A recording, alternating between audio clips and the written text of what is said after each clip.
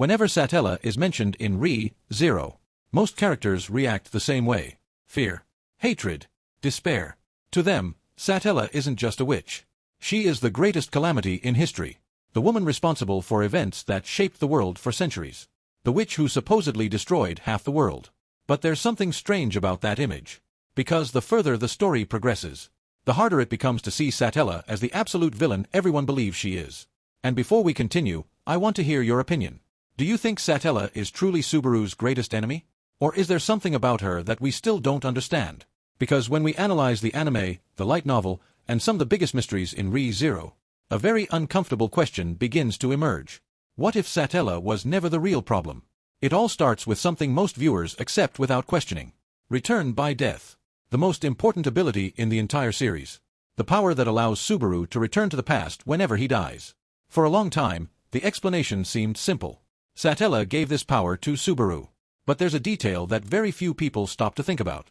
If Satella truly wanted to use Subaru to bring destruction to the world, why would she give him an ability that does the exact opposite? Because return by death doesn't make Subaru more destructive. It doesn't make him overwhelmingly powerful.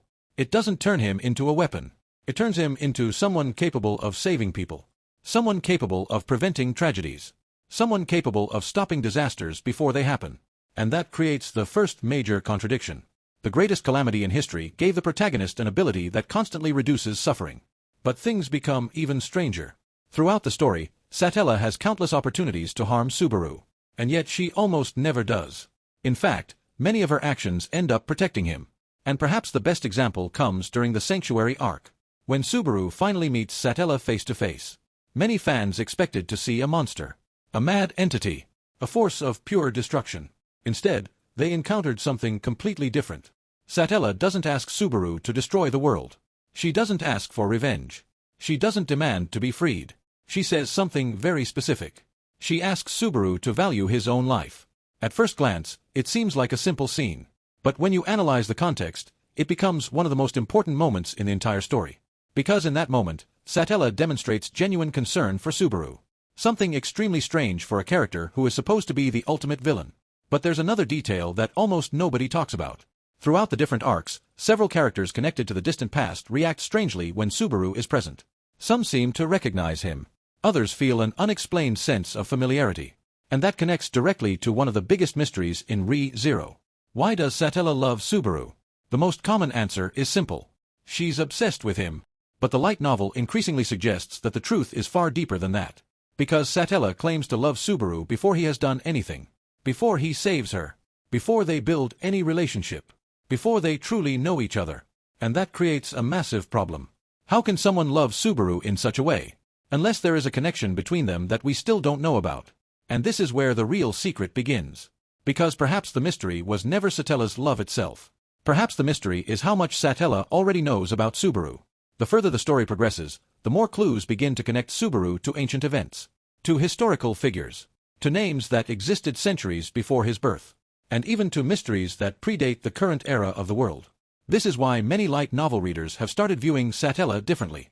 Not as someone trying to imprison Subaru, but as someone trying to guide him toward a specific truth. A truth that has not yet been fully revealed. But things become even more interesting. Because if Satella were truly the main villain of Re-Zero, many of the story's greatest mysteries would already be solved. But they aren't. In fact, the opposite is happening. The more we learn about Satella, the more questions appear. Who was Satella before becoming the Witch of Envy? What really happened 400 years ago? What is her connection to Flugel? Why does Subaru keep appearing in mysteries connected to the distant past? And most importantly, why does Satella seem to know Subaru far better than she should? And perhaps that's why Satella's greatest secret goes unnoticed by so many viewers. Because everyone is trying to discover who she is. When perhaps the more important question is something else entirely. What does she know? Because if there's one thing Re-Zero keeps hinting at again and again, it's that Satella isn't simply watching Subaru. She seems to be waiting for something from him. Something that could completely change everything we think we know about the story. And when that mystery is finally revealed, there's a good chance we'll discover that Satella was never just the Witch of Envy. She was one of the central pieces of a much larger plan. A plan that began long before Subaru was born.